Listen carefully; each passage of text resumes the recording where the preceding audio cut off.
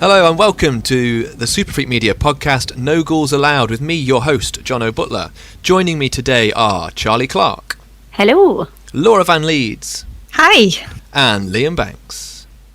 Hello.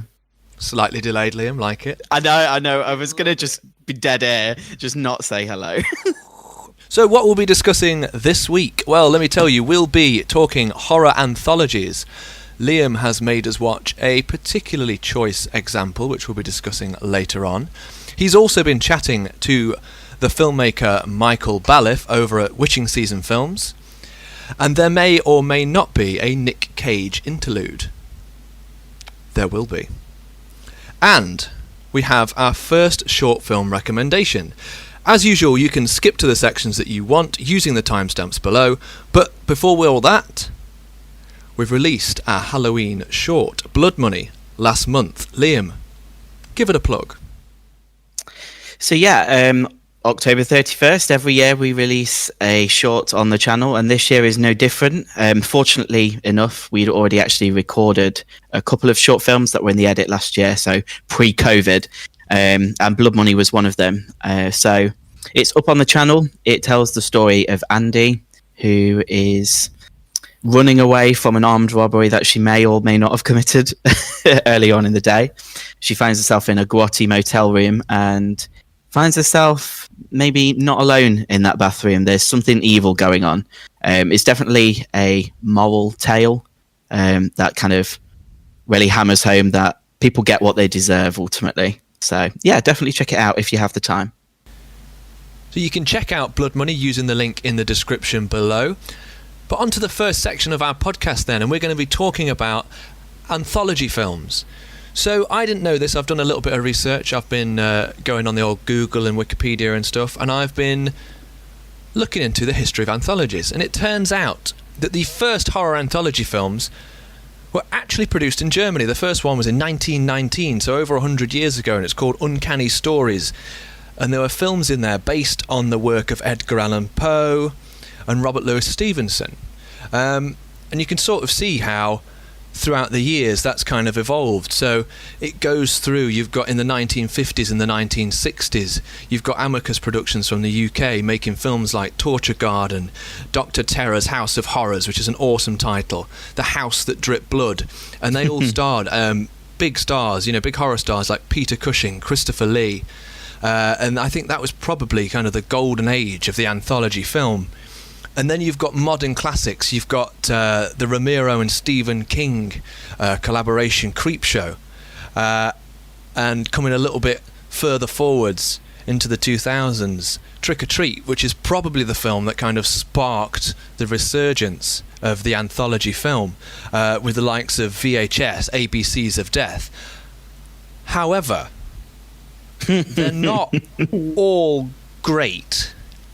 And Liam, Mr. Liam Banks, our director-in-chief, gave us a task. And he said, I've got a film for you. I've heard good things. He lied. Yeah, I think from that description and that suggestion, you should never trust what I say. Never. But I knew it would be something interesting to talk about. Let's just say that. So we will be talking about Glenn Danzig, the lead singer of the Misfits, horror anthology based on his own comic book series, Verotika. And if the title doesn't tell you enough, I don't know what else will. It's split into 3 stories, and to be honest, it starts off interesting and then quickly goes in a direction. I'll let you decide which. Liam, you introduced it to us. Why? I think the reason why, if I can justify the reason why, it's a big why, was the fact that I think, like you said, looking at horror anthologies, even when I was doing my research for this podcast, I noticed that although it can be a really interesting arena for filmmakers and storytellers to tell loads of different stories in one little package, it can also mean that it produces a lot of really bad films as well. And I think that Verotika, before I get really in depth with it and we kind of deep dive into it together, is very much an example of a film that should never have been made. Words. Wow. So I don't even think... I mean, you'd like to think with an anthology, if you're telling several stories, at least there'll be like one story that redeems it. Do you know what I mean? Like you're not going to love all of them. And you'd like to think it appeals to more people because there's a lot more going on. But Verotika was interesting. I think with some of them, especially things like the ABCs of Death, where there's so many, you might have 2 or 3 where you kind of go, but then within 5 minutes, there's one that piques your interest. And this has gone for 3 stories, 3 30-minute stories of pretty much the same quality. And it beggars belief, to be honest. I don't like slamming on films, because I think anyone that goes out and makes a film, especially a feature film, is, you've got to applaud that. But I think it's just bizarre. The first segment, to start with, even before the first segment story, you get the kind of the linking piece, don't you? Which just sets the tone straight away. And I thought, to be honest, for the first 30 seconds, I was kind of like, oh, okay, it's not as horrendous as I've been led to believe.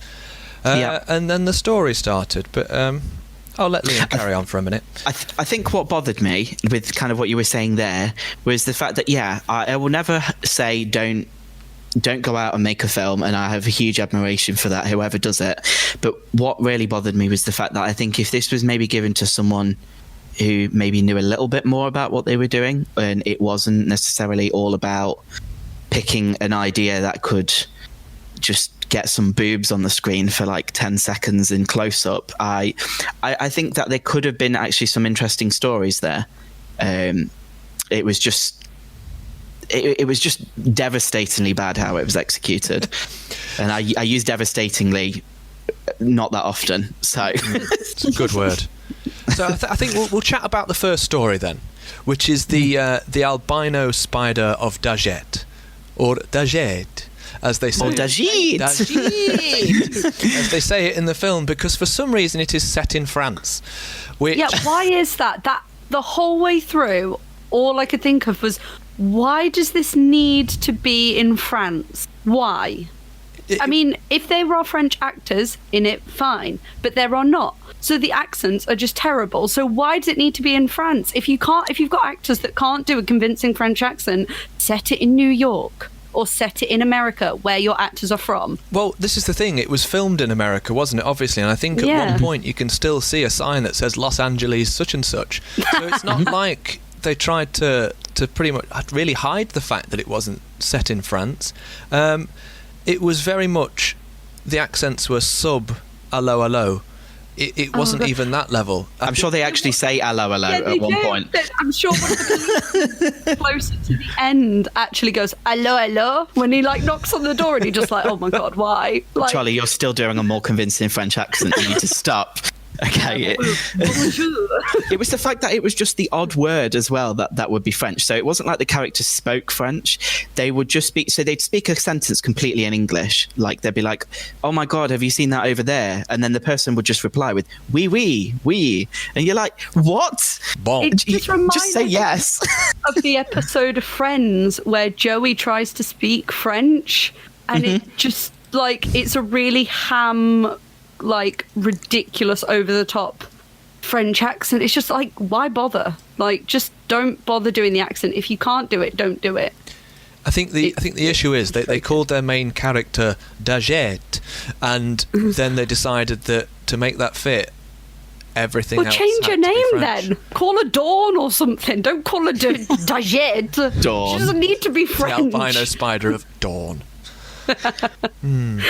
I mean, I think we're focusing on one element of 1,000 elements that were really bad about that first story. Sorry, there's 2 elements of the first story in particular that stood out to me, and they happened in the first 5 minutes. Are the 2 elements attached to a certain actress? They are. It's what I want to know. It begs the question: would you rather have nipples for eyes or eyes for nipples? I think we should all answer that question, to be honest. So wait. The main character Dagette has Yes. eyes where her nipples should be for reasons that I'm not entirely sure. Why. Yeah, what gets me is that if you've got that going on and you're obviously clearly a little bit embarrassed about it, why don't you wear a bra, please? Yeah. Yeah. Also, Interesting. why are you clearly a sex worker if you're embarrassed by it? Like, she's like, no, do not take my top off at the start, and you're just like, well, No, it's your why job are you to. a sex worker then? That's your job. Yeah, It's literally the fact that she goes, Paying oh, you. she just goes, oh no, not again. And you're like, how many times has this happened? It's like a brand new surprise to us. It's like, oh no, I have got the eyeballs for the nipples again. I Oh, don't. they're still here. Oh no. But I'm going to do the entire rest of this segment in Yeah, a please crap do. French accent as well. Please do. I just don't understand A, why she has them. B, Was it why- explained? Or did I miss that? I don't think No, it it wasn't. explained. I don't think I think there was zero explanation on the logic of any of it, to be fair. Yeah. But Oh, plus point though. Mhm. They didn't look terrible. Actually, Like- one thing that I will I give think it- this yeah. film is not all, a vast majority of the practical effects aren't half bad. Like that Yes. was, I think, the Ooh, one okay. takeaway from this film. There were a couple, like the creature in this first story. I actually thought was the design of the creature was pretty okay, and it wasn't executed that badly. I I've do written think the there were same other thing down. elements in other sections that weren't, but the makeup not that bad in places. I think as well that the going back to the nipply eyes, and the use of obviously the prosthetics there. They did cry at one point, which Yeah. was a nice touch. I'm trying to I'm trying to find positives.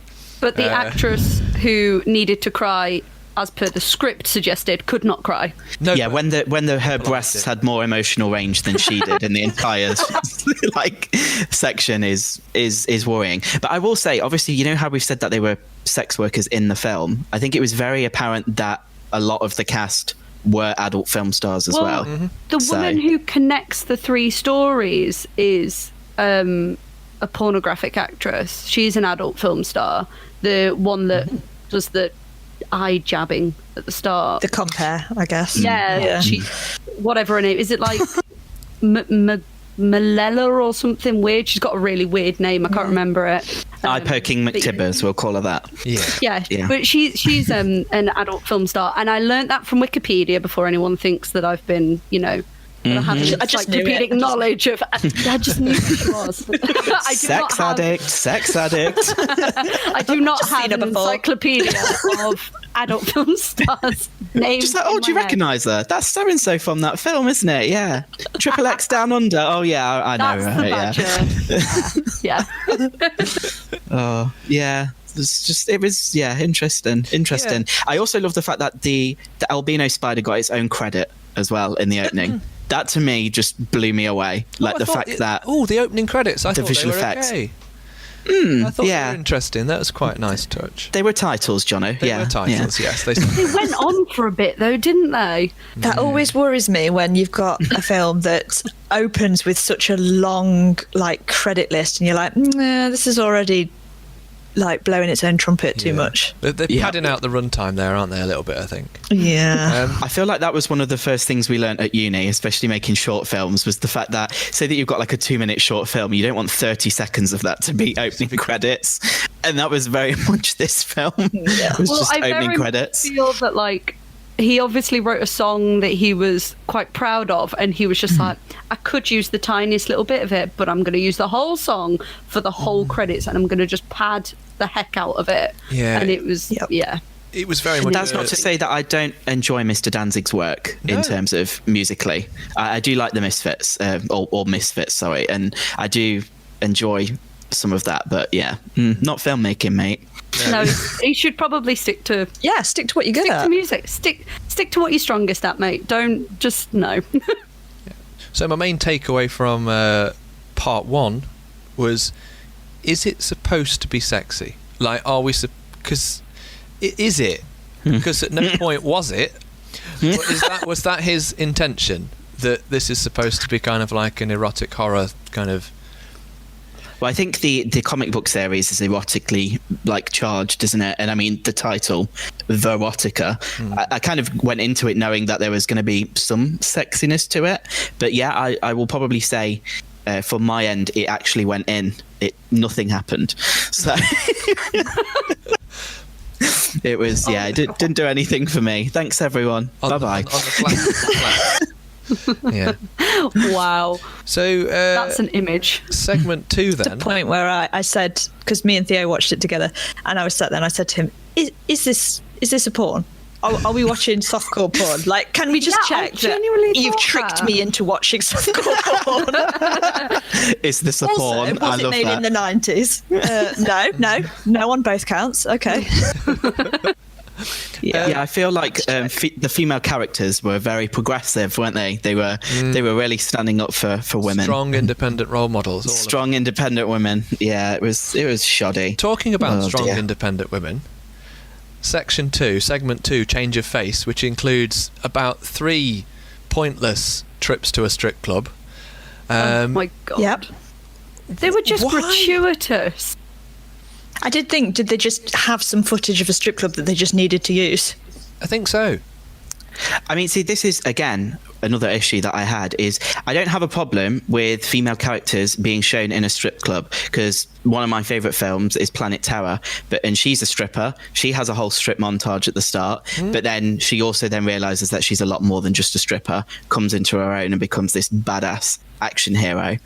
Whereas this was just not it, was it, at all? No. Again, another film, From Dusk Till Dawn.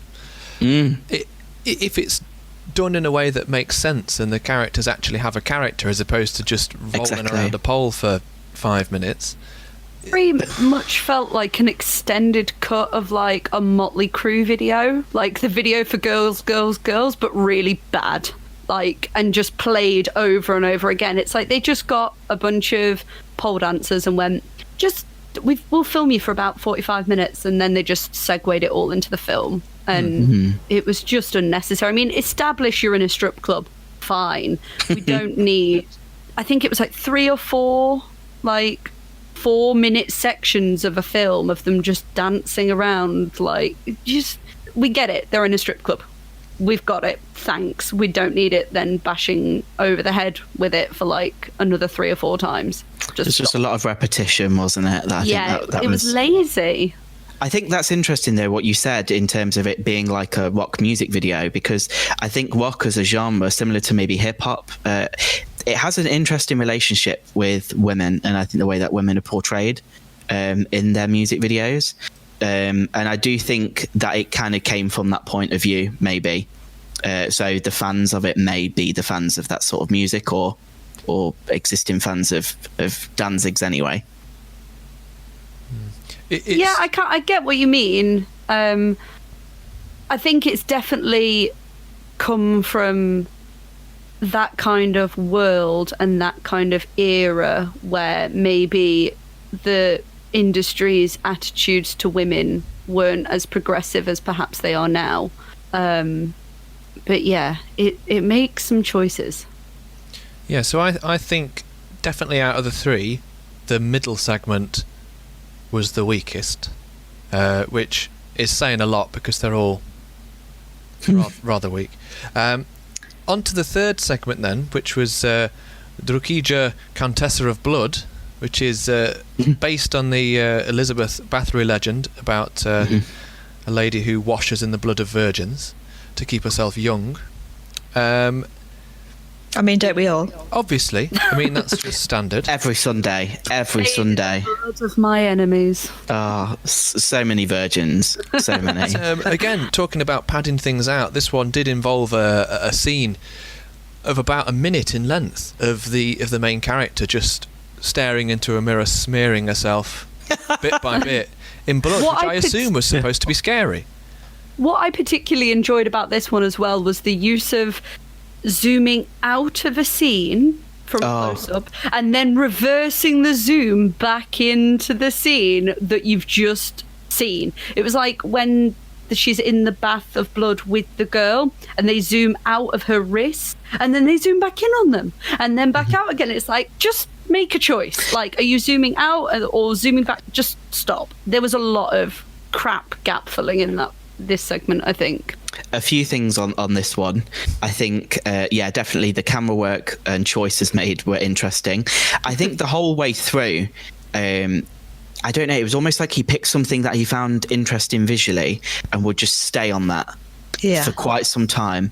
Because, I get it. You know that shot where she was in the mirror and she was looking at herself?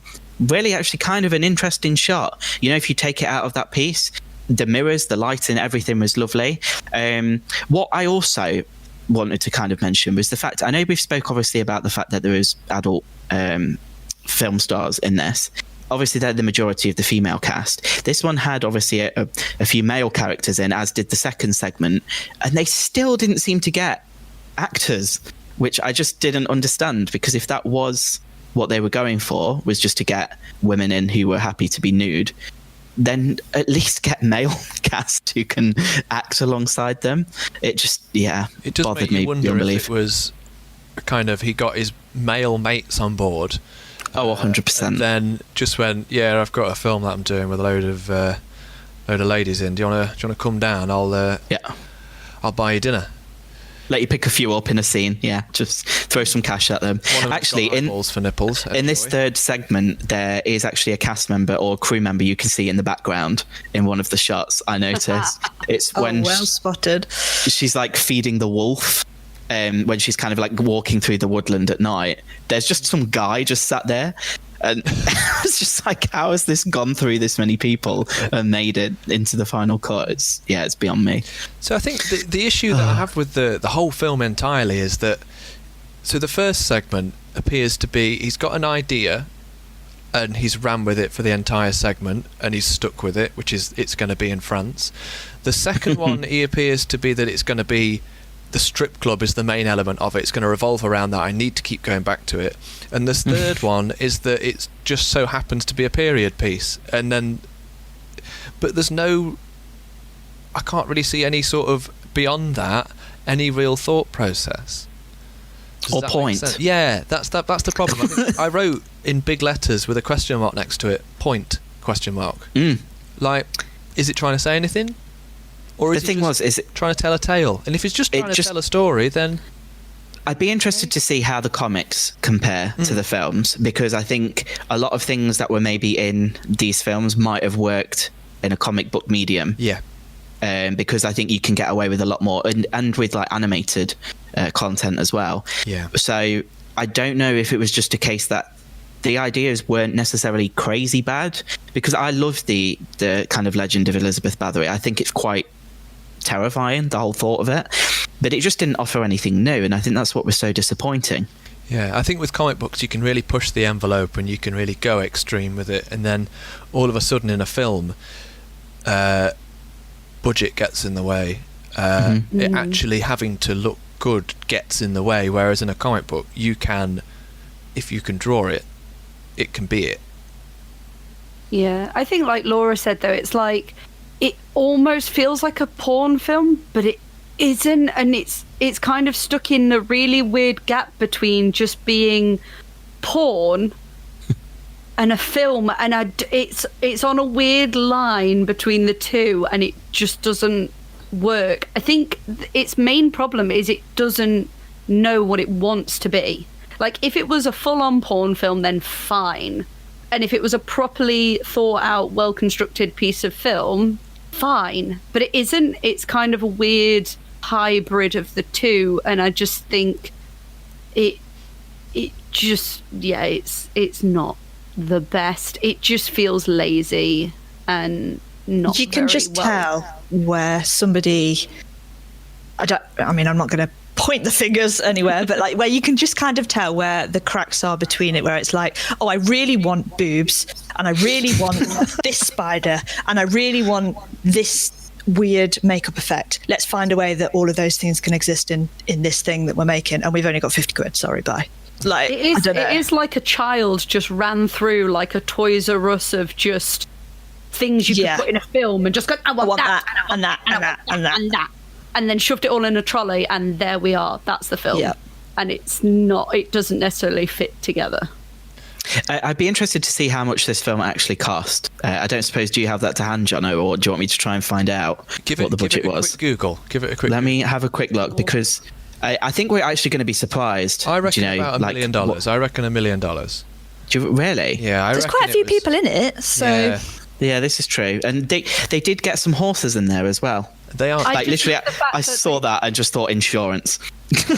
I love the fact, though, that they clearly only had a very limited time with the horses as well, because they reuse a few of the shots. The same shot. Times in the little horse riding montage, they just use like the same shot of her like 3 times. And I'm like, oh, you could only afford the horses for like half an hour, couldn't you?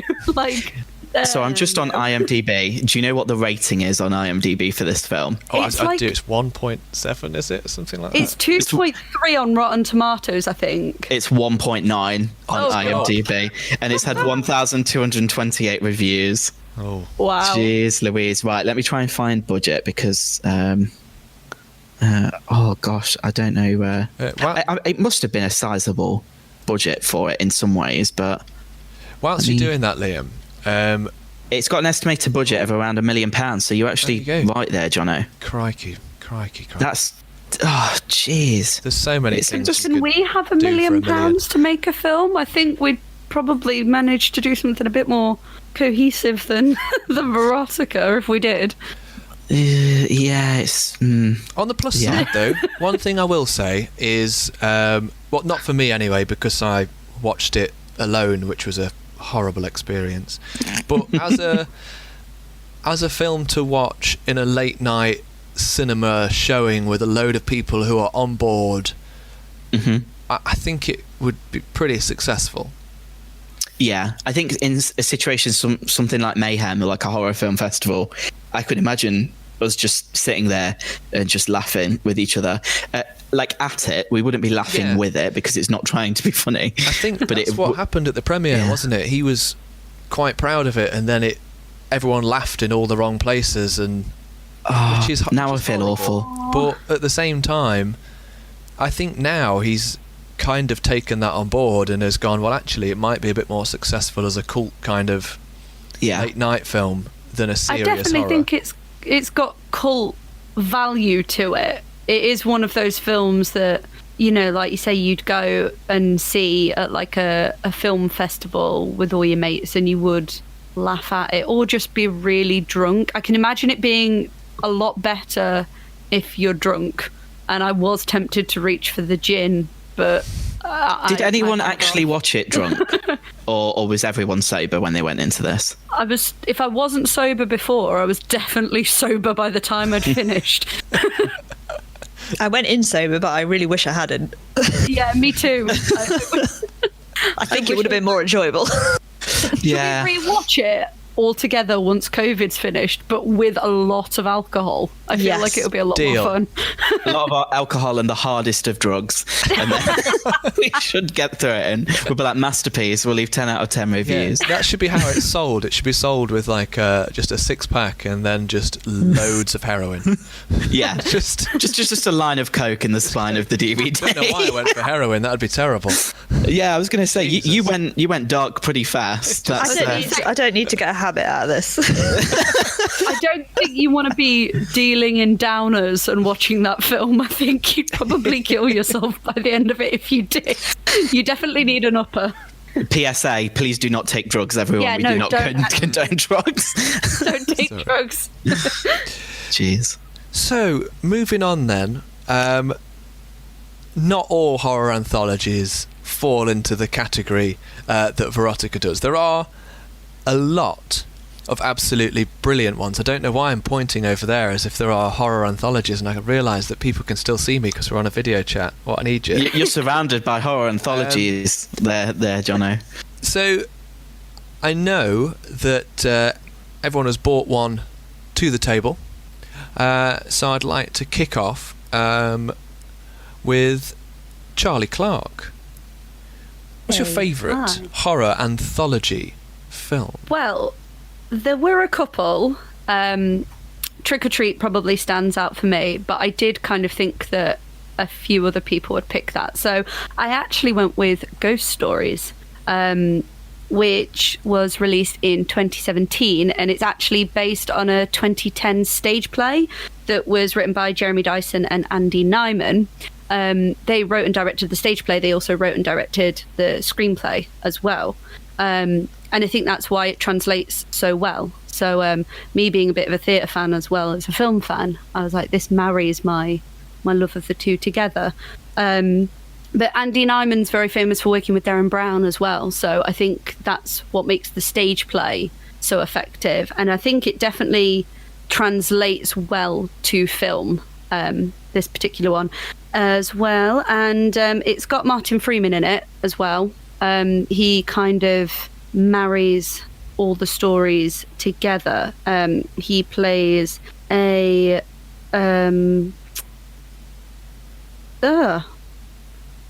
I'm trying to remember what it is that he is. He's kind of like a businessman, isn't he? Or like a banker or something. I know he has a... So have you been to see the stage play as well as the film, Charlie? I haven't seen the stage play live, but I have seen recorded version of it.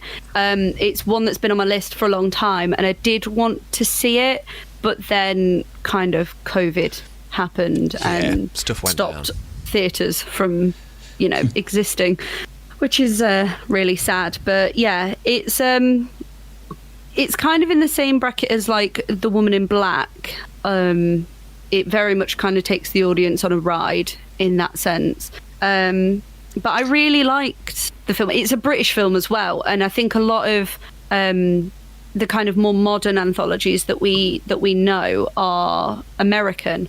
And I do think that this is probably one of my favourite British films probably ever. I do think it's really strong, and the cinematography and just the look of it is really gritty, and it kind of has an element of the way Black Mirror looks. Like certain episodes of Black Mirror, it's quite gritty and dark, and it doesn't shy away from being shocking. Like the bits that are shocking are really shocking. But yeah, I think if you haven't watched it, you definitely should. It's definitely a really good one. Just to ask, because obviously you mentioned Woman in Black there as well, and you've seen a recorded version of Ghost Stories. I know that we both went to see the film when it came out, but do you think, does it translate well from the stage play to a film, or would you say that the stage play from the recording you've seen is better? Because I think that's sometimes an issue, isn't it, for those things? I think it works well in both. I mean, I like theatre. I like horror theatre when it's done really, really well. And I think that, unfortunately, speaking of The Woman in Black, when I saw The Woman in Black on stage, it wasn't as strong as the film. Whereas what I've seen of Ghost Stories on stage and obviously the film, they do compare quite well. I don't know if it was the particular version of The Woman in Black on stage that I saw. It had its moments, but it didn't scare me as much as the film did. Which was a shame.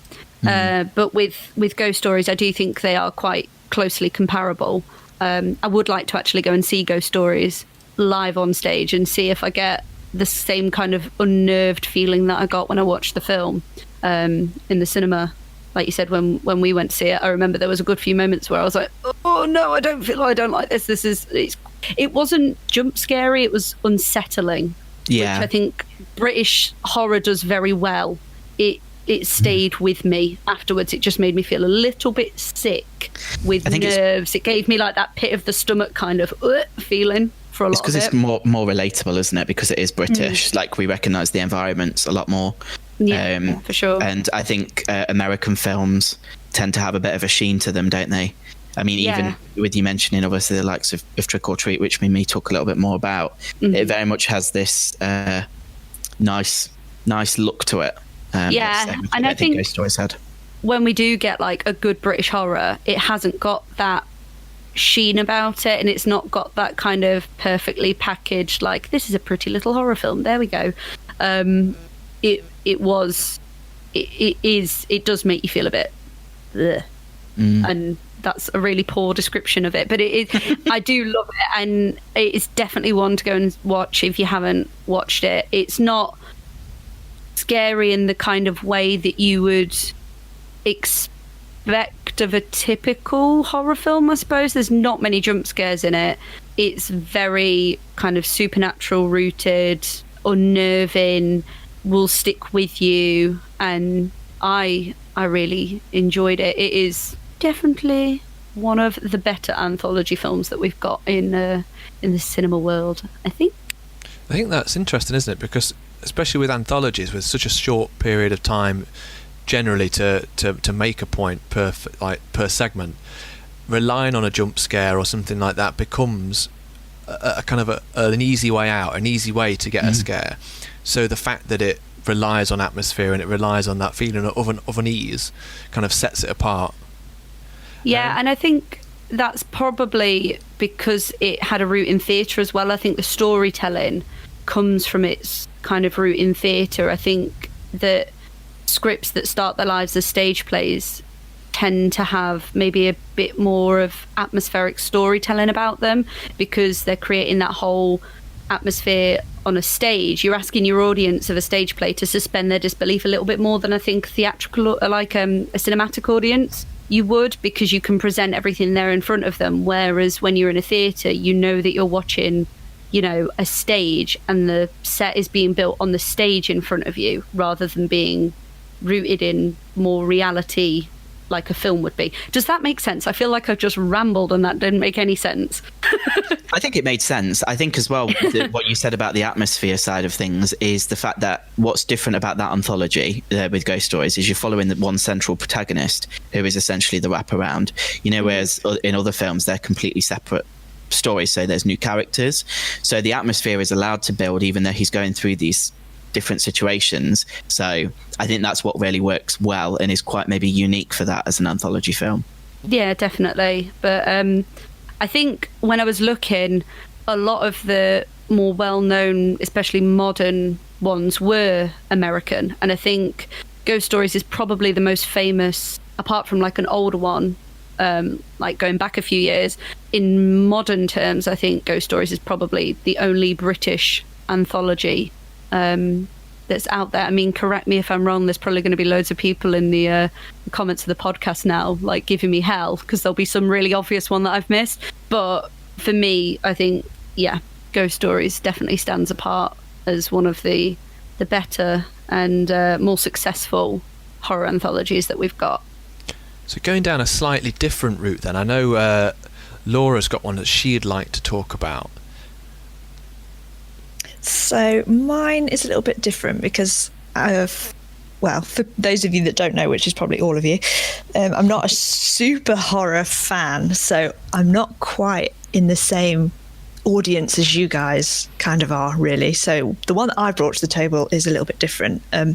So I've gone for an anthology series instead of a film, and it is Inside Number 9.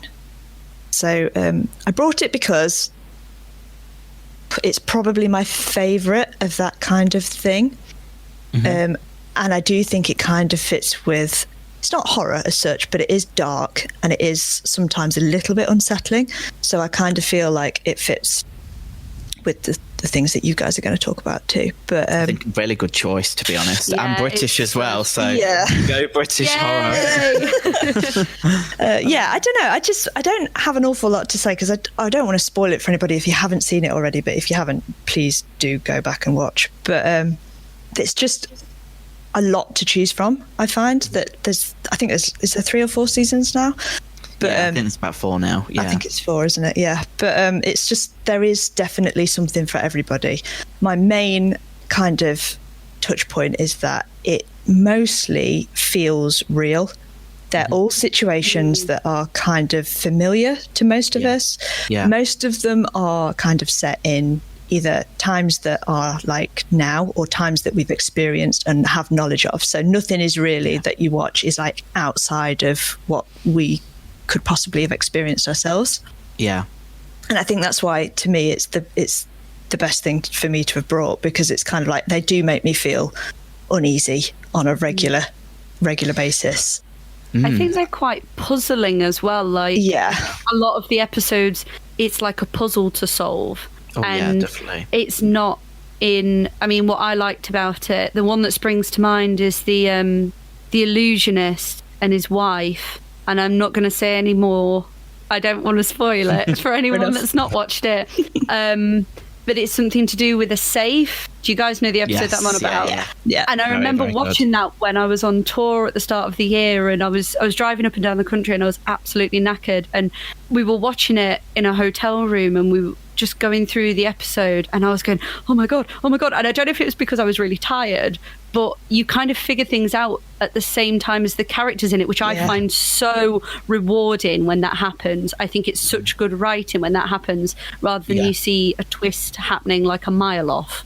Yeah, I feel that way about the live one. Did you guys watch that one? Yeah. 100%. Oh my god.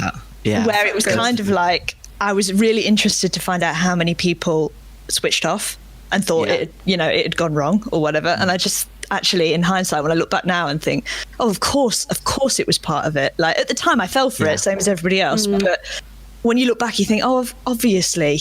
And then actually, when it all came together, I was like, you know what, that is amazing. That's really got me. Like, I felt at one point, I felt so like heartbroken for them because it had gone wrong.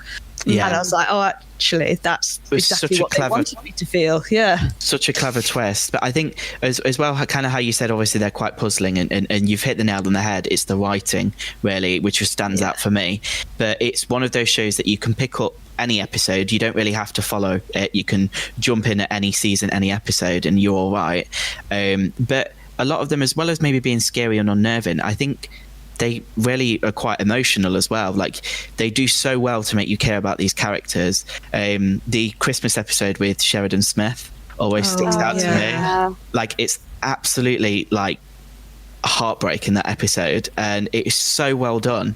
And it's completely it's always like in the last 5 to 10 minutes they'll just completely pull the rug from under you, and you're just like, oh my god, this story is so much more than what I thought it was. It's kind of in the same kind of caliber of writing as some of the episodes of Black Mirror.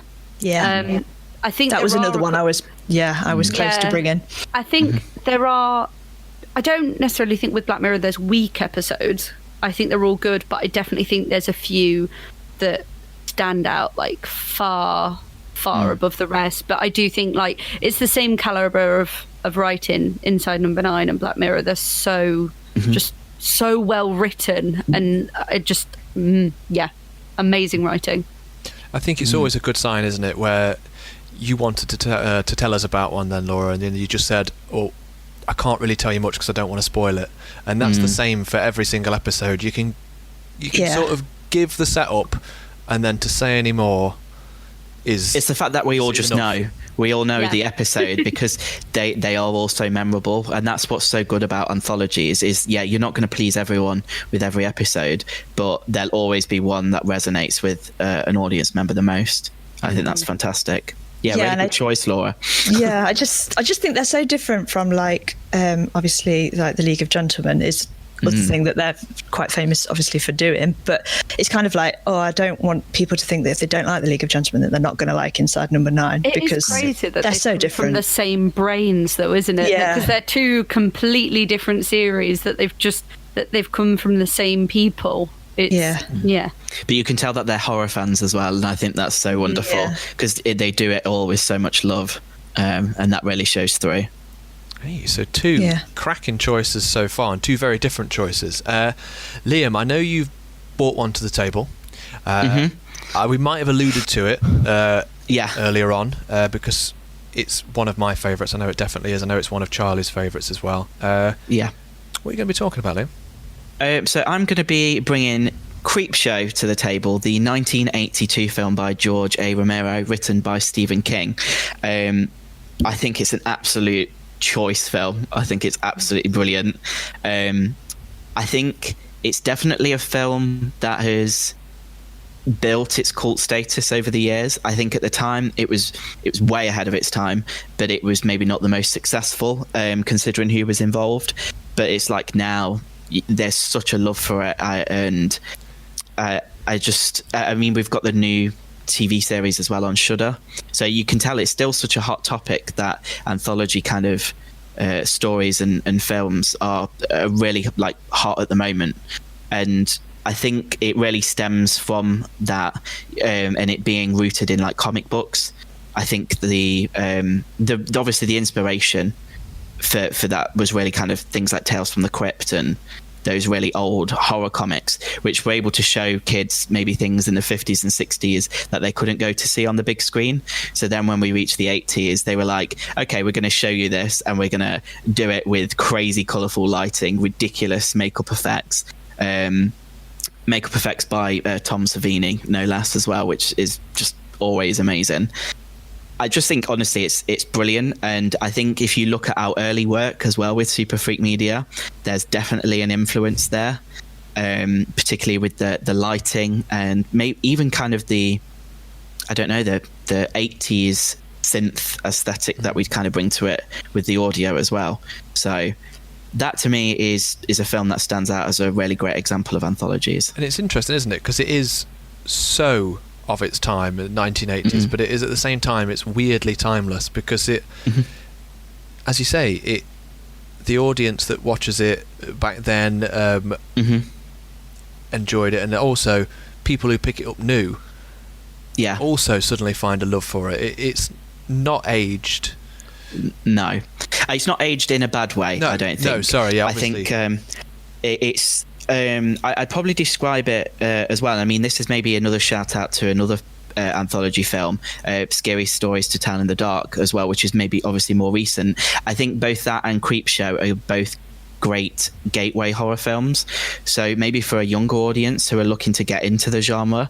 I know I watched Creepshow particularly young, and it isn't particularly scary. I mean, it has some really gross moments in it, but it's kind of like a gross moment that as a teenager you'd be like, oh my god, that's so gross. It's not something that's too much.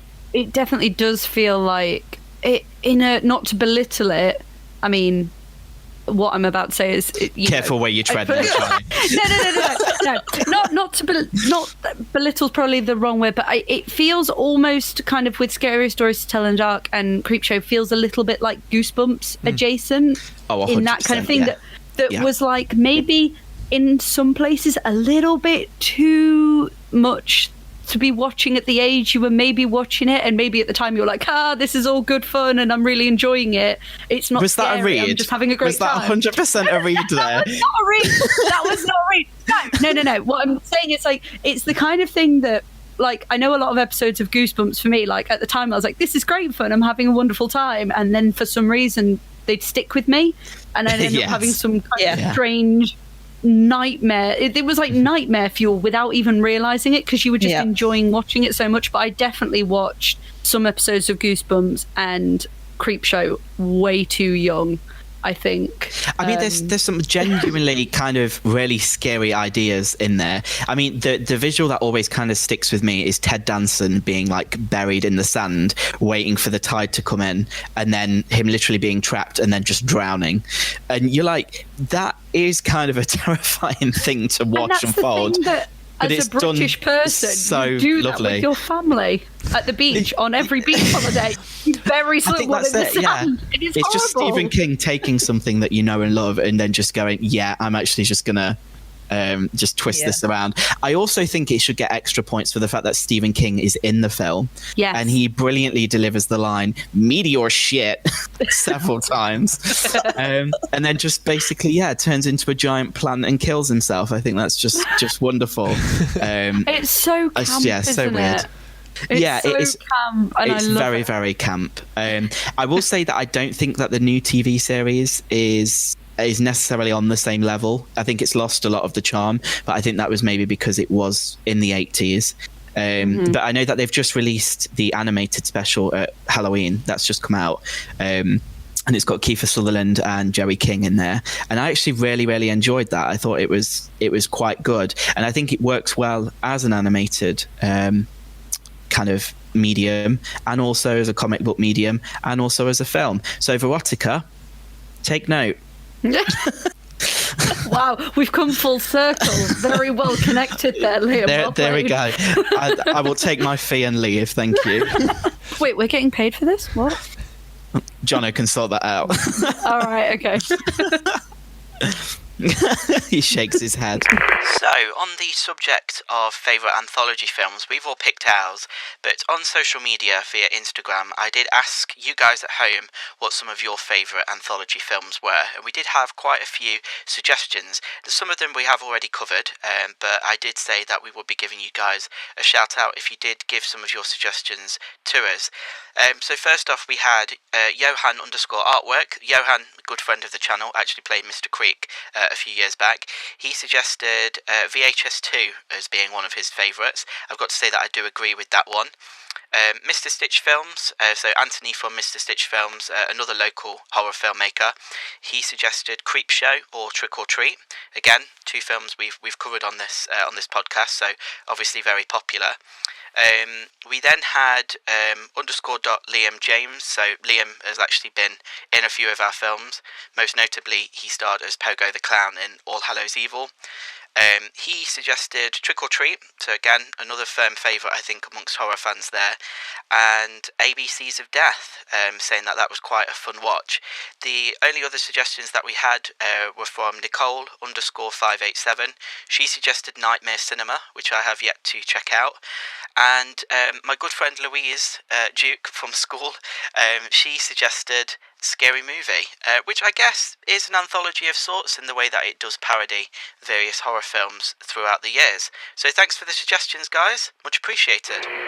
On to the brand new interview segment of the podcast now, and Liam has been chatting to Michael Baliff of Witching Season Films.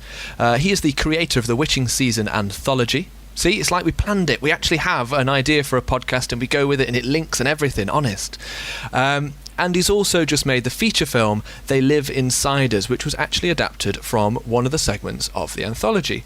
So we're huge fans of his work, and he's very, very kindly agreed to be on the podcast. So over to Liam. Thanks for that, Jono. I'm now joined on the podcast by Michael Baliff from Witching Season Films. Me and Michael have actually known each other probably for a good couple of years, I think I'd like to say maybe 5+ years now through YouTube. I think so. And funnily enough, we were just talking, this is the first time that we've actually got together, kind of like one-on-one and had a bit of a chat, so I think this will be pretty cool, seeing what happens today. Yeah. So I guess welcome to the podcast. Thank you so much for coming on. If you just want to introduce yourself, tell me a little bit about yourself and what you guys do at Witching Season Films. Sure. Yeah. So I'm a filmmaker based out of Utah in the United States, and we, my crew and I, we call ourselves the Witching Season Films team. We primarily focus on Halloween themed or Halloween sort of centric visual content and some audio content as well. But yeah, for us, it's all about capturing the Halloween atmosphere and that the kind of the feeling that comes with the season. Mm-hmm. So that's sort of what spawned that, and yeah, had a blast just making stuff. And yeah, seems like a lot of people out there are into the same kind of thing. So. Oh yeah, for sure. I mean, I'll say that I've had a blast watching your stuff through the years, and I think that's part of the reason that we maybe clicked and kind of got to know each other, was because we were both very much into the nostalgia of Halloween and horror as well, in particular. Right. So I kind of guess, leading on to that, what was it particularly about horror that piqued your interest then as a filmmaker? It's a good question. I mean, it's been with me since I was a kid. You know, I've always watched horror films, and I think there's something. It always, for me, seems to go back to the atmosphere that the genre lends itself to, and the feeling that these movies can have, and sort of what you can create within that world that you can't. I mean, you can do it in any other genre if you really want to push it, but it just naturally kind of comes with the territory with horror. You know? Yeah. You can get the fog rolling through the background. You can do really interesting things with lighting and things. So creatively, once I started getting into filmmaking, horror pretty quickly became something I was interested in exploring more of. So everyone's kind of different, I guess, in how they get into filmmaking. I think some people fall into it. Some people obviously study for some time. How was it that you found yourself getting into filmmaking? What was it that started it for you? Yeah, I've been thinking about this a bit because I recently went through and I digitized my parents' old family home videos that were shot on high 8 tapes, right? The old camcorder style tapes, and it's funny that I would watch as I was digitizing them. We'd see a family birthday party or something that my dad would film, and then soon after you could tell that I got my hands on the camera and I was just filming random stuff around the house. So I think early on it started with just an interest in the technology side and the excitement of playing with a camcorder and then watching it back. It was like magic. Nowadays kids grow up and they have a cell phone that'll shoot 4K high quality video, and it was such a novel idea back then. So that kind of started the interest there, and then I really discovered, it's funny, I was thinking about this as well. There was a website, I don't know if you're familiar with it, they're a UK-based digital, a software company called FX Home. Okay, yeah. I've heard the name, yeah, for sure. So FX Home, they had it was a special effects software that they sold, and I kind of came across it at one point on the internet, and I bought it, and I was playing around with that software, and the website has a section called the cinema, at least they used to, where users could make a film and upload it. And it was just the whole idea of a short film was so cool to see, you can make a little mini movie and you can have your credits at the end, and you can it feels like a movie, but it's small and it's achievable. People like me are doing it. So that idea sort of struck me, and I began I made a couple little shorts and put them on that cinema site, and it was cool because it had there was a section where you could upload your own poster. So it's I can make a poster for my movie, and people can click on it, and then people would review it. So it was basically like YouTube before YouTube was even a thing. Yeah, I was going to say, was this pre-YouTube then that this was something for you? Yeah. Wow, that's so cool. That was the start. I was this is really cool. I can make something, and it expanded what you can share beyond just physically showing someone in your family this tape that you recorded or made video on. You could actually upload it to the site and get response back from users. I think there's only so many times that your family are going to be kind of excited about seeing you make a terrible film, so I completely get that. So yeah, no, that sounds really cool. I think that's something that's really unique about filmmaking as kind of whether it's a hobby or a profession. I feel like when you get to know people, their stories are always so different, and that one's a really, really cool story. That feels really, really awesome to hear that, so thank you. I know we kind of mentioned a little bit earlier that horror for you, it's more about capturing the atmosphere, and of course we've just had Halloween kind of that's been and gone this year, so kind of speaking about nostalgia, I consider one of my gateways into horror to be the Goosebumps book series, and I know for a fact that you're a big fan of that series as well. So is there a particular Goosebumps book that stands out to you as one of your favorites? I'm testing you now. The first one I think of is The Haunted Mask, just because it's, I believe it was the first episode of the show as well, produced and released, with the spin-off TV series.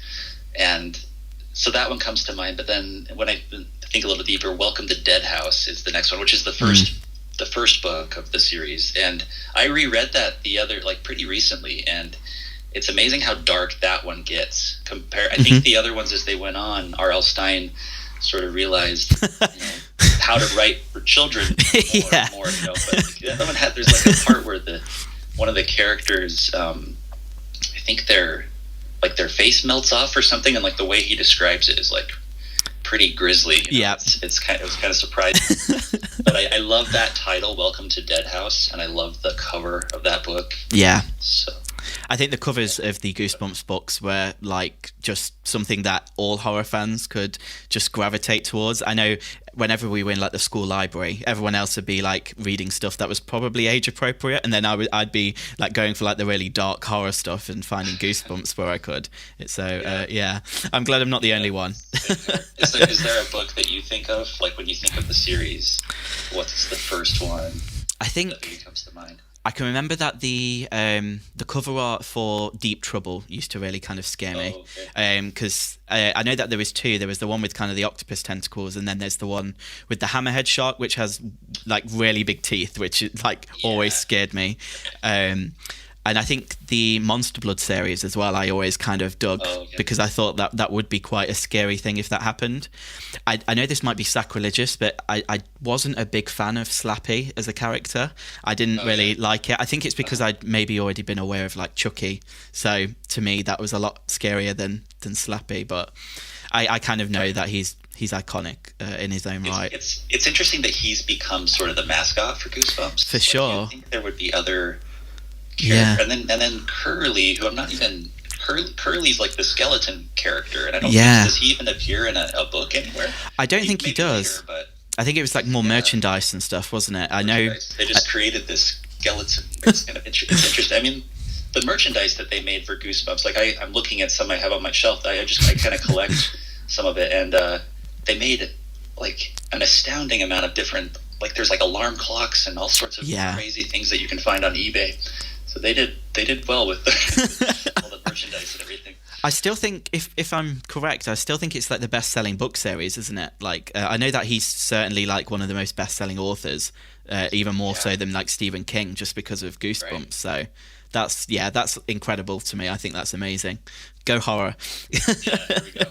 I suppose on the subject of kind of favourites and things, then I'm obviously a huge fan of your work and Witching Season Films as a whole. I know it's not just yourself who directs and creates all of the episodes. Is there a particular film that you guys have made that maybe sticks out as a favourite of yours that you're particularly proud of? Well, first of all, thank you, and likewise, I'm a big fan of Super Freak Media and what you guys do. Like, thank you.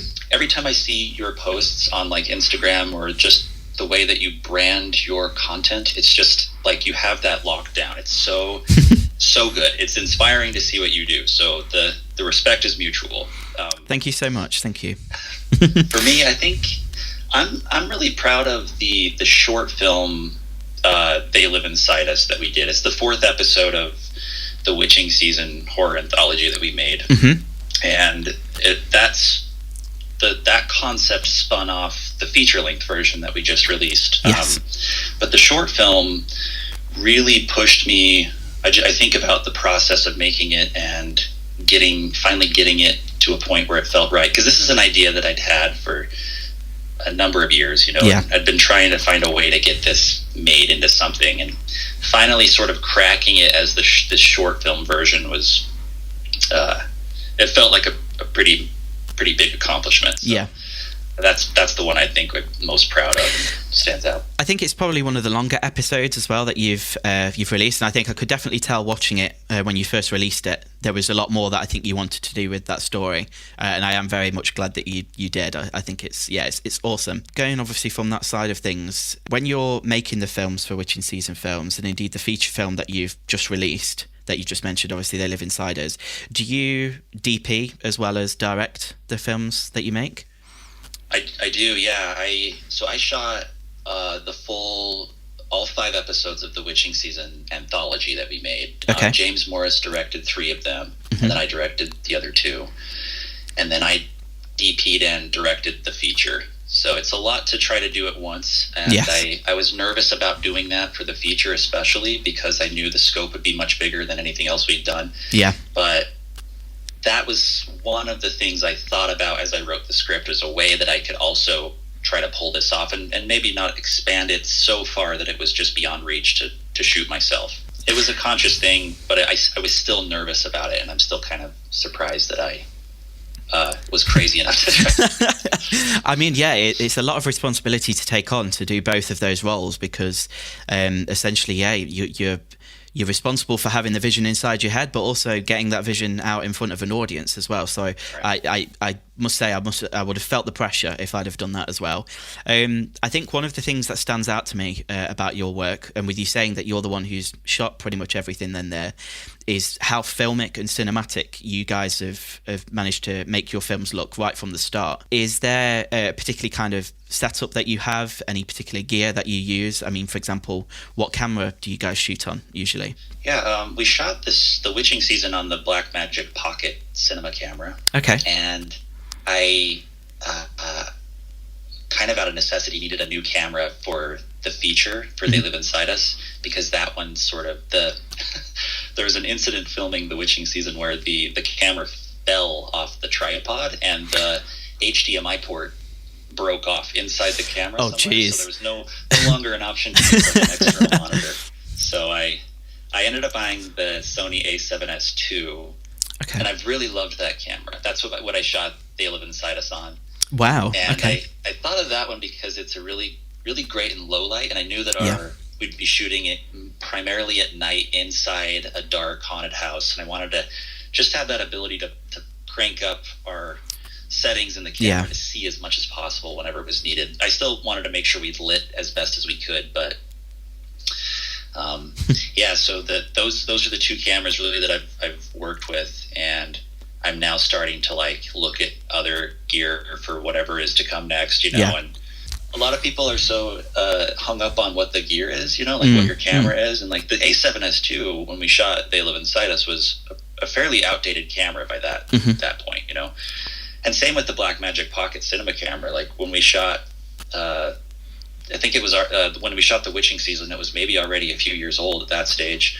So trying to stay on top of gear, I'm sure you can relate, is such just a slog. It's just it's a never, you can never win that. No.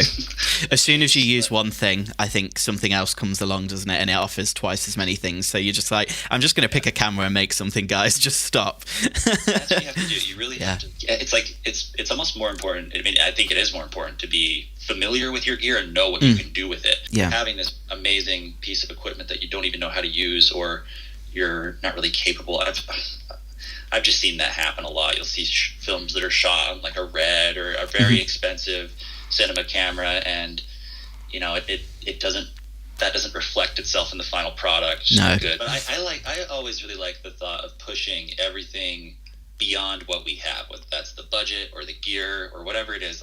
I like knowing that we're stretching rather than not achieving the fullest potential of what this is. So I like that. So it's time to talk about a project, I suppose, in a bit more detail. They Live Inside Us, the feature film that you guys have just released. And as I said, from the outset, I could really tell it was a project that was really driven by passion by you guys. Do you want to tell us a little bit about They Live Inside Us? Because I know it did start life, as you said then, as a short film. Sure, yeah. So it's a story about a writer who sort of takes himself into a scary scenario. He spends the night in a notoriously haunted house known as the Booth House, hoping to find inspiration to sort of push his way through this writer's block that he's been dealing with ever since the death of his wife. So that seed of an idea sort of came to me years and years ago, actually pre the Witching season, before even starting that project.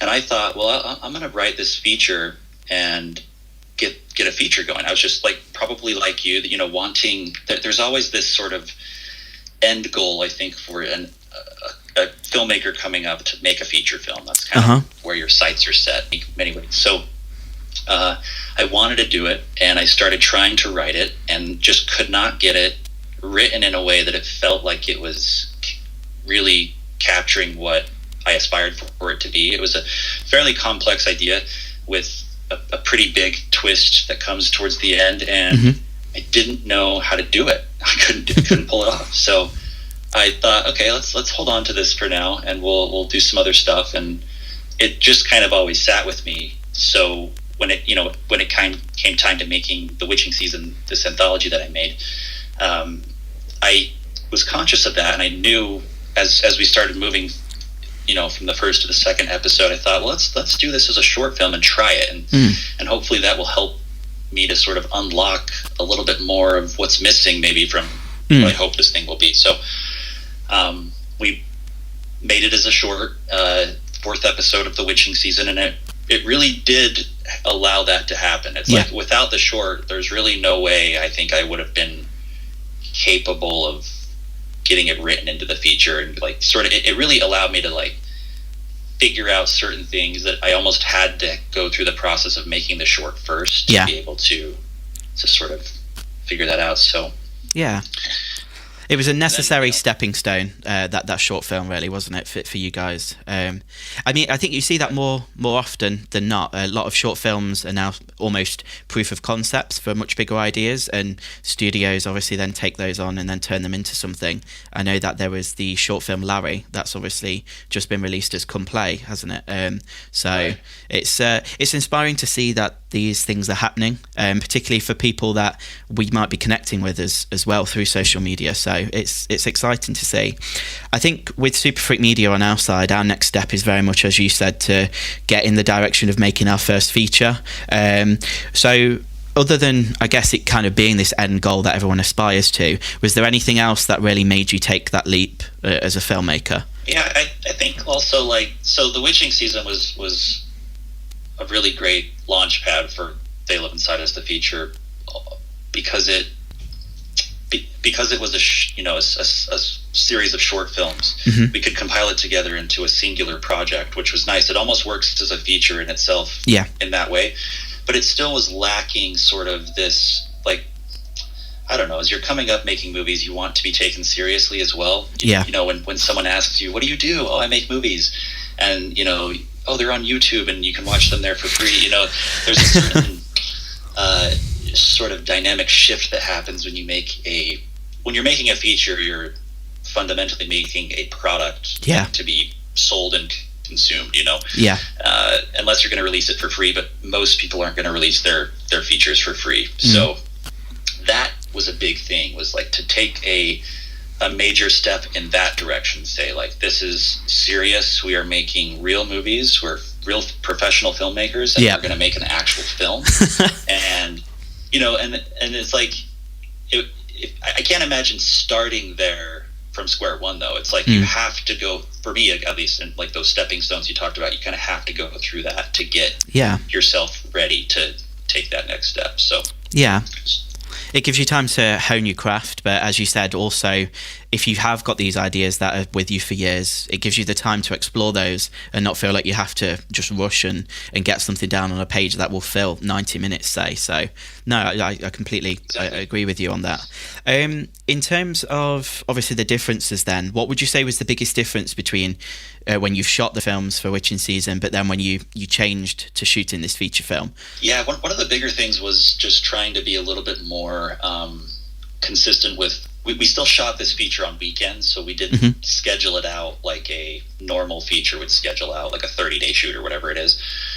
But there was more attention and focus put into that side of things, like at least trying to do better with that. So we had one new thing that we did was we worked with some actors that actually lived out of state. So they lived in California here in the US, and they flew out to Utah where we were shooting for, you know, a set number of days. So we really had to be on the ball about scheduling with them and making sure that we had everything we needed with them before they left.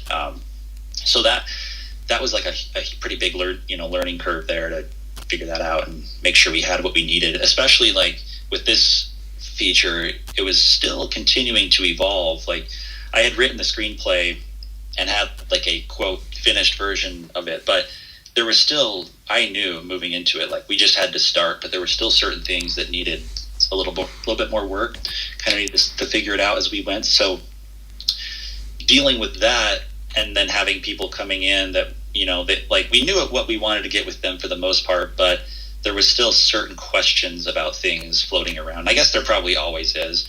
We just had to kind of trust that what was down on the script and sort of what I guess my intuition was going to be right for it. So that was a pretty major thing. And then this time, you know, we did a crowdfunding campaign as well, so we had a little bit of money to work with. We're used to working with practically zero budgets, like with the Witching Season and stuff. So we had a little something, which was nice, and that allowed us to push things a little bit further with like the makeup effects and the gore and stuff like that. So I'd probably say around 70% of filmmaking is actually problem solving more than anything else, because you do find these moments, like you said, you can schedule, you can prepare, you can do everything right, but when you're on the day, there's going to be something that maybe doesn't go the way that you planned. Was there any particular challenge with They Live Insiders that you guys had to overcome? Yeah, there were.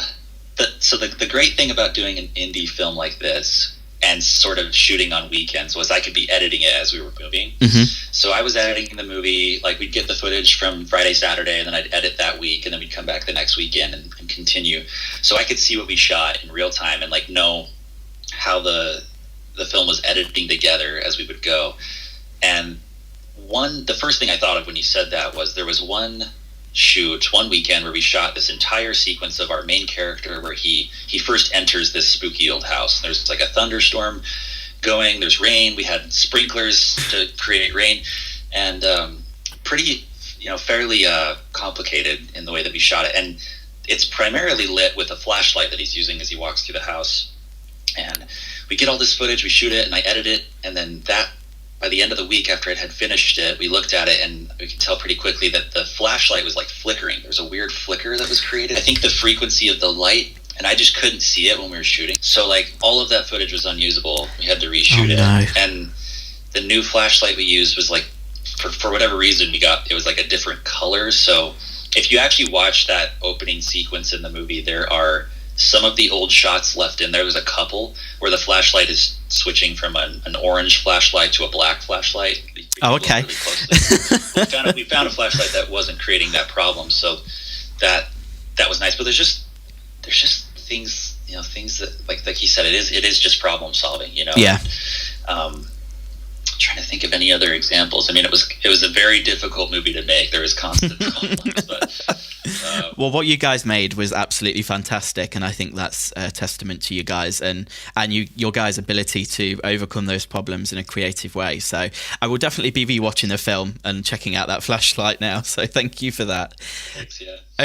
So now that the film's been released, from what I've seen, mainly obviously online, the reviews have been overwhelmingly positive. That must make you guys so proud, right? Like, I mean, all that hard work, and people are loving it, aren't they? Yeah, I mean, it's awesome that people have responded to it very positively for the most part. There's definitely the fair share of negative reviews out there, but it's and that has been surprisingly more difficult to deal with than I thought. Like I've always heard people talk about, you'll get a bunch of really good reviews, and then the first negative one that comes in will just like crash your ship. I'm like, that's not going to happen to me, and then it totally happened to me over the last month or so. But no, I'm really proud of it. Like our team and I, like, we really felt by the end of it that we had made the best thing we possibly could. Like, we pushed ourselves.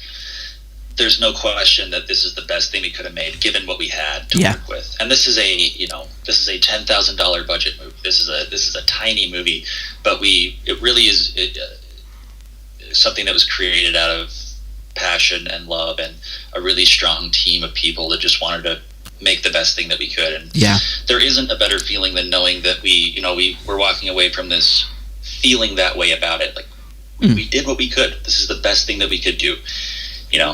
It's awesome that people have responded well, considering all that. I think you've hit the nail on the head there, really. I think filmmaking as a whole, even telling stories in whatever medium, is quite a humbling, and you can feel quite vulnerable doing that sort of thing. And I think, as you said, I definitely recognise that feeling as to you'll get quite nice positive feedback for things you've made, but the first negative comment that you get, you're kind of like, okay, should I have done this differently? Or you're never going to be able to please everyone, I think. Dude, even a thumbs down on YouTube. Oh, 100%. You're like, what? Like, it's so silly, but like, our perception of the positive to the negative is as a creative, as someone that's putting yourself out there with a project that you've slaved over for, who knows how long. And especially if it's like, it's talking about really important internal themes or dilemmas that you're dealing with as a human. You're expressing yourself and opening yourself up in a way that a lot of other people in their daily life don't do. And so to have, to deal with the negativity with that is difficult, but again, like that for me, the thing that saves me with that is like I know this is the best we could have done. There's no question. So I'm happy. Like ultimately, I'm happy with it. Well, you guys should be. I think it's a fantastic film, and I mean, I do want to say I absolutely love it, and it's definitely a film that I think I'll be adding to the watch list every Halloween. So, not giving too much away. Obviously, you've kind of given an overview of the film, but for those who've maybe not seen the film, what's wrong with you, first of all, if you haven't? But They Live Inside Us follows a central character, I believe it's Jake, isn't it? The writer in the film. Right. Played brilliantly, as you said, by James Morris. He's looking for inspiration, and as he begins to find these ideas and these stories, the film kind of follows with these segments of horror. So each story he writes then plays out in its own segment. So I think first off, I know that you said this was an idea you've had for quite some time. I think it's absolutely genius, and quite honestly, I kick myself for the fact that I didn't think of it. To be quite honest with you, I imagine that must have been quite a lot of fun for you as a director to explore these different aspects of horror. Was there a particular segment of the film that you really enjoyed shooting, or that is particularly your favourite? I think the Scarecrow one is probably my favorite. I just loved being able to shoot in the cornfield and at this farm where there's this old barn that we used, and this, I mean, this isn't about the shooting, but the score in that section of the movie is like so good. It's probably my favorite part of music that Brandon Graves, who did the score, just killed it with that section. But it was fun shooting outdoors in daylight too, because the rest of the movie is primarily at night. That was really fun, and working, it's like it does kind of go back to Goosebumps, like the Scarecrow episode of Goosebumps that I love, and being able to work within that, so that was awesome. So yeah, the Scarecrow segment of the film was probably one that really stuck out to me as one of my favourites as well. Anything pumpkin related is always a winner there. Did the anthology style makeup of the story help then with the shooting of the film for you guys? It did, because it was really nice to be able to get away from the house for certain moments and go out and do these little one-off, episodic sort of feeling sections of the movie. Mm-hmm. So that really was nice, and we would usually schedule them and shoot them like within a couple days, and just kind of bang out get it done pretty quickly. And then so much of the time was just spent in the house. It was really nice to get out and do that. So yeah. Perfect. I mean, speaking of anthologies then, this month's podcast episode that you're actually on is going to be all about horror anthologies, Witching Season Films, and indeed the feature film you've just released is, of course, an anthology then of sorts in structure. Do you have a favourite anthology film yourself? Oh man, I just watched a new one the other day that I really loved called The Mortuary Collection. Yes, I watched that this week as well. Yeah. What did you think of it? I thought it was absolutely fantastic. I thought it was brilliant. Absolutely full horror fan service. 100%. Oh, yeah. But yeah, please tell me what you thought. Yeah, no, I loved it. I loved the different stories, and the look of it was just gorgeous, and it just that's what's great about anthologies, right? Is you can tell such a variety of different styles and types of stories and bring them all together into one cohesive project. Mm-hmm. I think that's, to me, the strongest appeal of the anthology, and that's certainly why I wanted to do the Witching Season as an anthology, is to explore a sci-fi horror and then mix that with a slasher film and put them all together. But the Mortuary Collection just felt like it really understood what genre fans wanted. Yep. You get a lot of really interesting and cool practical effects and creatures, and it had just great vibes, and the atmosphere and the feeling was just, I don't know, I just kind of fell in love with it right away. So. Before we got together then on this interview, I asked you what your favourite horror film was. Now, I know as a filmmaker, anyone asking you what your favourite film is in whatever genre is always a difficult question, but you were able to reduce this down to Sleepy Hollow, Tim Burton's Sleepy Hollow, released back in 1999. So what is it about that film that you particularly enjoy? Oh man, is there another movie that exists that is more atmospheric than that movie? I mean, it's so It's just dripping with Halloween and this. In a way, it's kind of a throwback in and of itself to like the old Hammer films, the old Hammer horror films.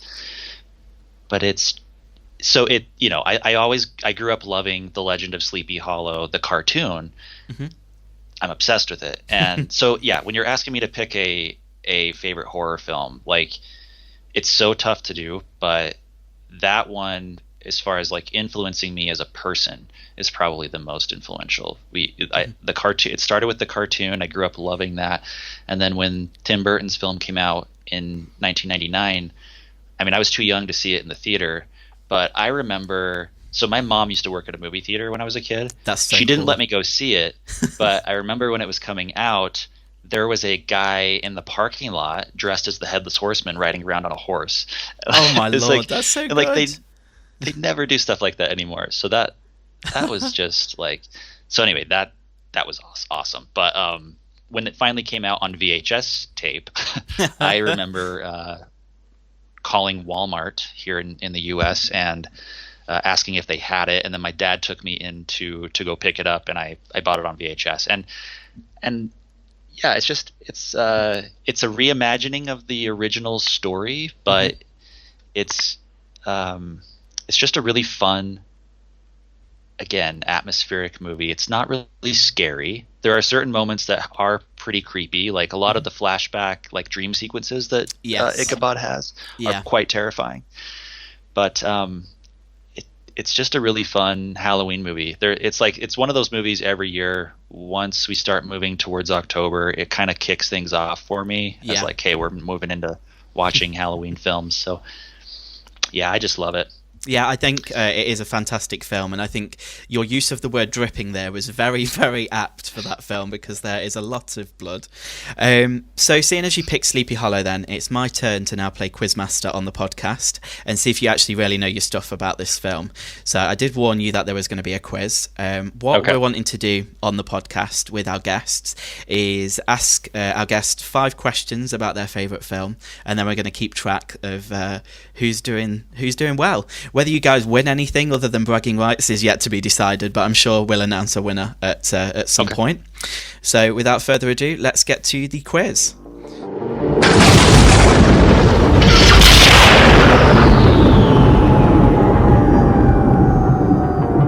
Okay, question number 1. Let's dip the lights. We're in quiz mode. Okay. Which longtime collaborator of Tim Burton cameos as the burgomaster in the town hall / courtroom scene at the start of the film? I know the actor, I just don't know his name. I don't know his name. I know who it is. I can see him. He's in Van Helsing, right? If I'm thinking of the correct person. Maybe someone... I'll give you a clue. You mentioned Hammer horror films, so maybe someone from that era. Are we talking Christopher Lee? We're talking Christopher Lee. Okay, sorry. I'll give you the point. Ding, ding, ding. Points for everyone. So, no, sorry. Yes, Christopher Lee. Perfect. So you're 1 for 1 currently. Okay. What? Question number 2. What is the colour of the bird on Ichabod's thaumatrope? I believe I'm saying that correctly. It's crimson or red, right? It is indeed. A bit of trivia for you, which you most likely know, seeing as you're a big fan of the film. But when I was doing my research for this quiz, I actually learned that the film was shot almost entirely using a blue filter to obviously get its quite distinct look.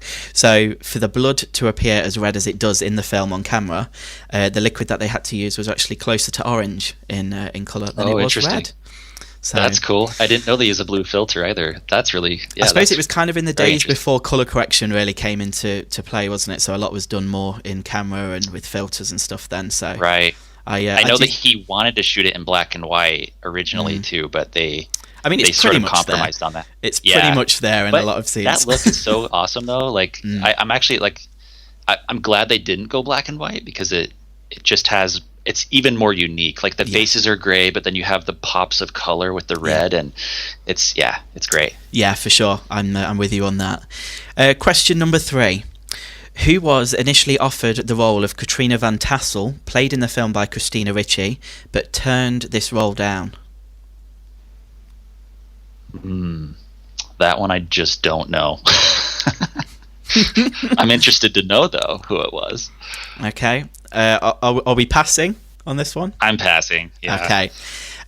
It was Winona Ryder.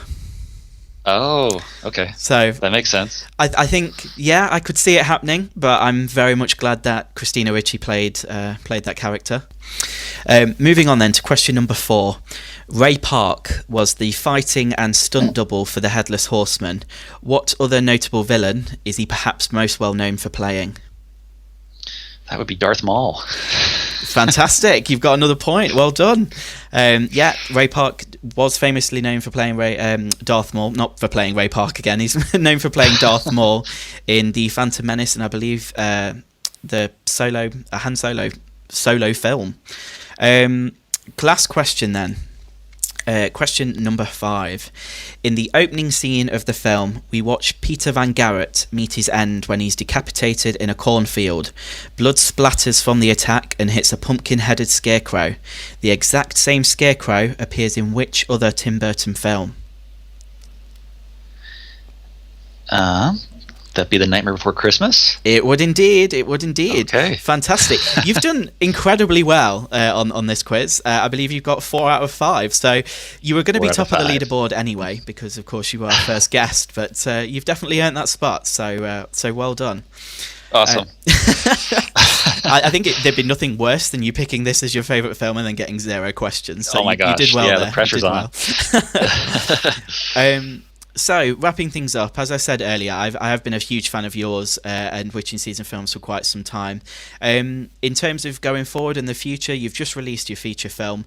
Is there anything that you can tell us about that you've maybe got planned next? Or what can we expect from Witching Season in the future? Yeah, there's definitely projects in the works that have not been announced yet, and I'm cautious to do that until we really have a solid plan. This last year has just been crazy. I'm sure, as you know, as you can relate with trying to get projects going with everything going on.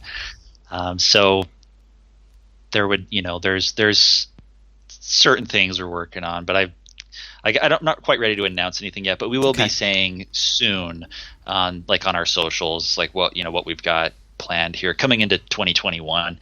Yeah, I'm just kind of waiting to see what it looks like here in the next couple months, maybe, with as far as when we can really get back into production. And honestly, for me, I've sort of reached a good point to sort of step back and reflect a little bit about, where we sort of accomplished this goal that was always sort of the thing, this making a feature was always this mammoth task that needed to be done. And then now we've finished it. So it's are we, I have other ideas for features. I have other ideas for expanding the Witching Season into a second season, and some other smaller side projects. So I'm sure all of that will eventually come in to exist at some point. But perfect. Yeah. I think that's a safe way to be, because I think it is uncertain for a lot of us going into next year. But quite honestly, I can't wait to see what you guys do next. And you'll always have fans with us here at Super Freak Media. So thank you for creating the stuff that you do. I do just want to say a massive thank you, Michael, for coming onto the podcast again. It really means a lot. We're huge fans, and hopefully, obviously, we can get together again in the future. And thank you. And I'm such a fan of what you guys do. And I just watched Blood Money the other day, and I just loved it. You guys really knocked it out of the park with that short. It was really terrifying and very creative and inventive with what you did, essentially in a single location. It was just really well done. So I'm always looking out for what you guys do next. I'm a subscriber, and I'm ready to see what you guys do. And I really hope you guys do a feature, because I'm sure that will be just amazing. So yeah, we'll have to drop you a line, get some tips, see how you guys did it, and see if we can maybe do some of the same. But thank you so much. That means so much. Thank you. Thanks for having me. Lots of great insights there about moving on from shorts to feature films and just getting things done, making things work. Sorry, there's a little there's a scratching in the corner.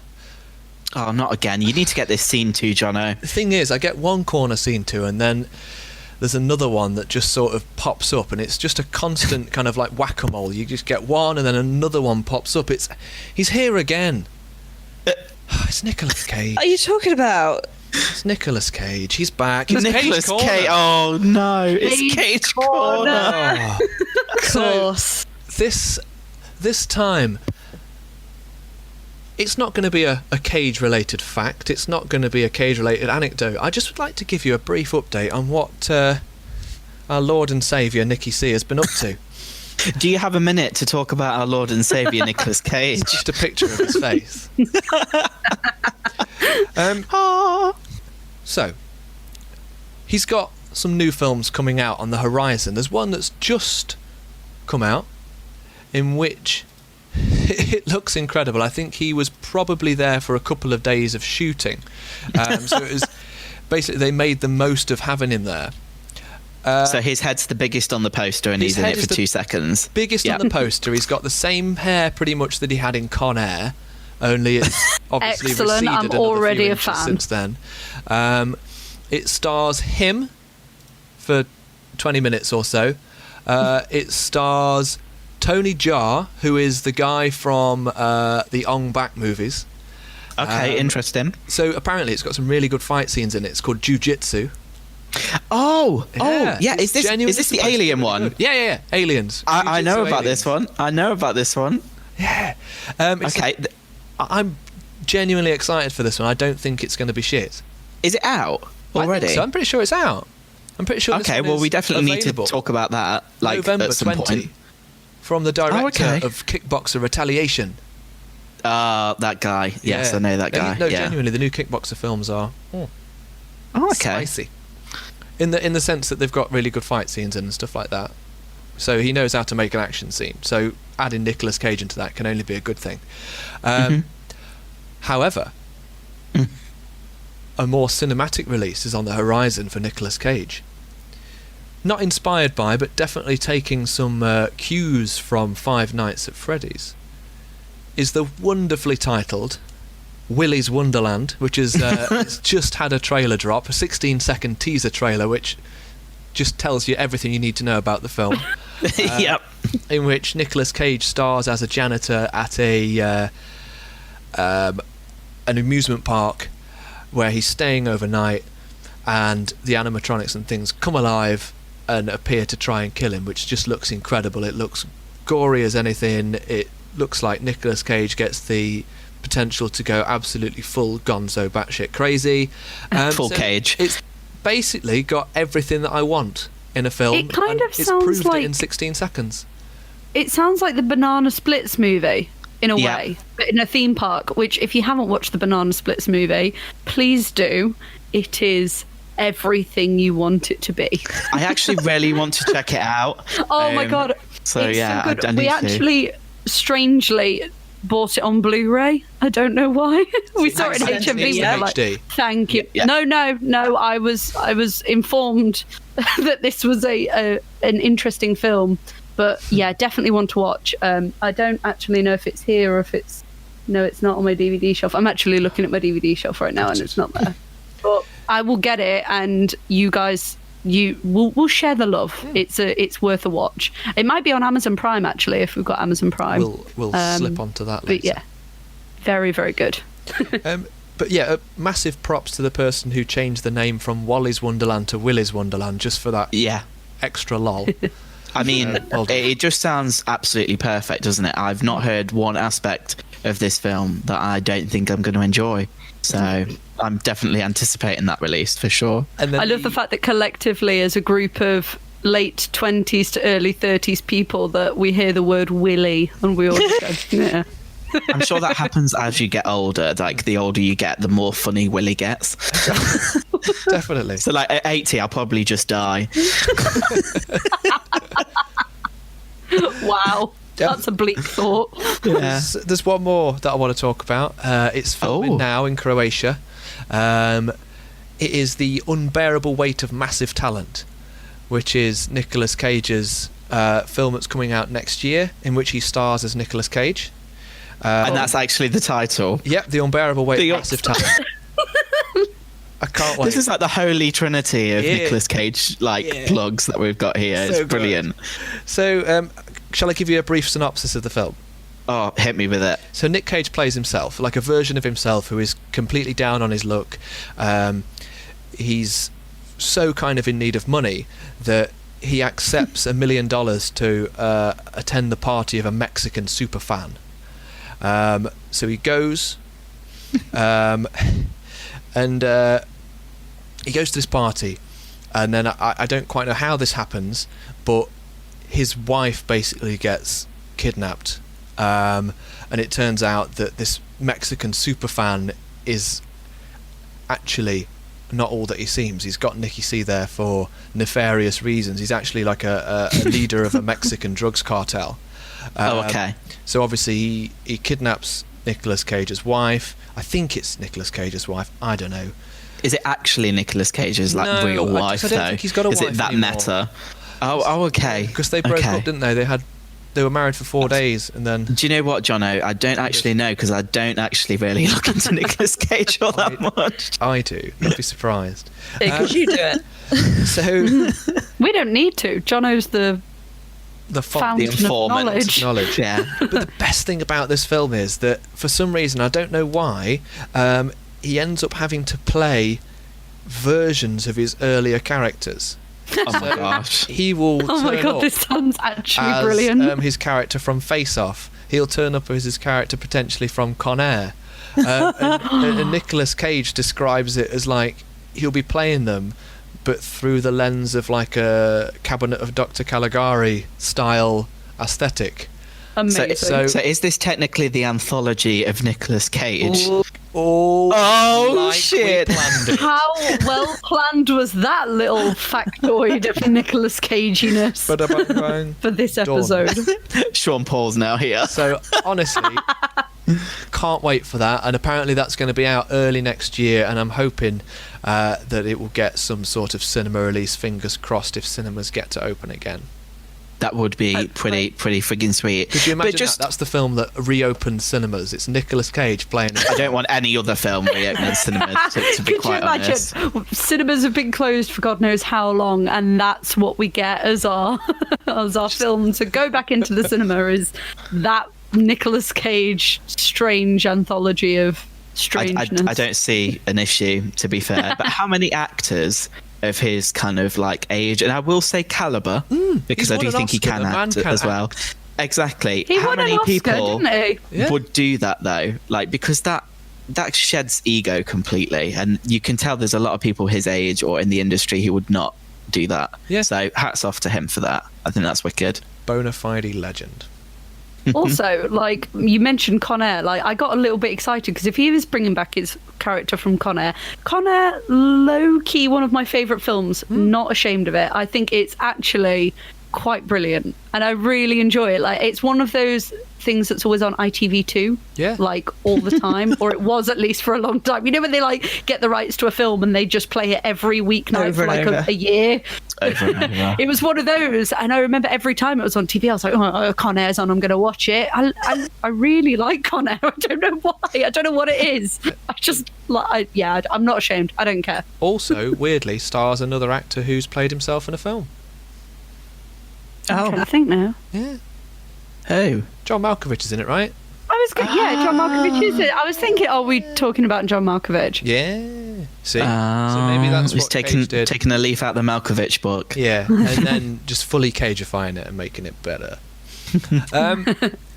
We'll move on to the first instance of Short of the Month, which I feel like it needs a jingle, but we'll leave Short. I don't know. We can add something we will leave, like we'll leave it obnoxious. That'll do, won't it? I mean, I think the listeners at home will leave a Liam comment if shouting, you want that. As a Short. permanent thing. Just short. Just say short once more, Liam, in isolation, so I can clip it. Short. Yeah, not going to do anything with that. No, that's just going in the bank. So, Short of the Month this time is one called Don't Peek by a filmmaker called Julian Terry. Have have we all seen it to start with? Yes. Yes. Laura's letting the team down. Laura, God damn it, Richard Laura. of this podcast. To be fair, I think you'd love it as well, Yeah, you Laura.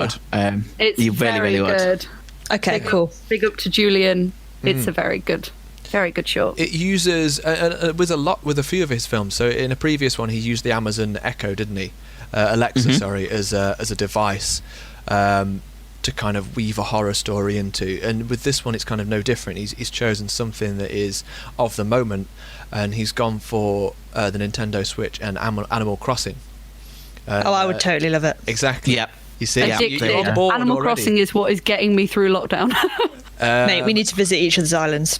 We so do. I'll send you my friend code. You don't want to visit the island that's in this game, film even.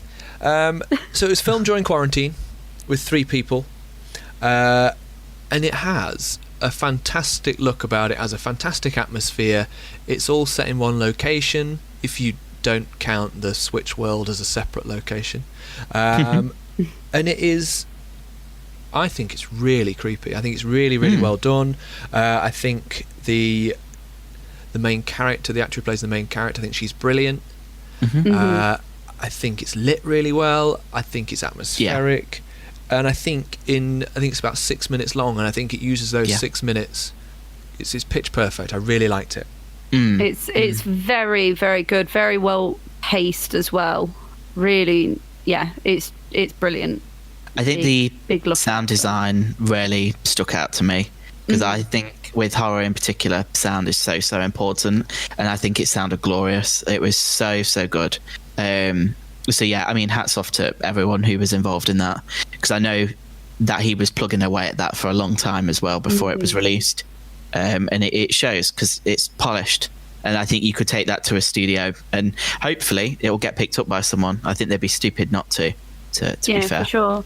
And the fact that they made it during quarantine with all the lockdown restrictions. I mean, obviously Julian's based in the States, so I'm not quite sure what their regulations. I think they've had it a little different than us here, haven't they? But big up to anyone who's making anything like at the moment, because it's so hard to get anything done at the moment. But I know my experiences of being on a set recently have definitely been different, but everyone's really stepping up to the plate and, you know, refusing to let COVID stop our industry from working, which is amazing. So yeah, hats off. And it's definitely receiving the reception that it deserves as well. Yeah, for sure. If you want to add your name to the ever-growing viewers list, we'll leave a link in the description below, and you can check out Julian Terry's short Don't Peek. So, competition time now. If you'd like to win some Super Freak Media goodies, you need to send us the answer to the following question. You can do this by posting a comment on the Instagram post that will be going live at the same time as this podcast. So, the tagline, "The most fun you'll ever have being scared," comes from which film? Just comment your answer on the Instagram post to be in with a chance of winning some Super Freak Media goodies. So thank you very much to everyone that's been on the podcast this time. We've got Liam, thank you Liam, thank you Charlie, and for the first time, thank you Laura. We hope she'll come back. We're not entirely sure. We think she hates us. Yeah, never seen her again. It's been real good. It's been real good. Yeah, bye. So instead of signing off this time, I'm going to pass it over to Michael, who has very kindly done it for us. This is Michael Baliff with Witching Season Films on the No Ghouls Allowed podcast. Thank you for listening, and keep it creepy.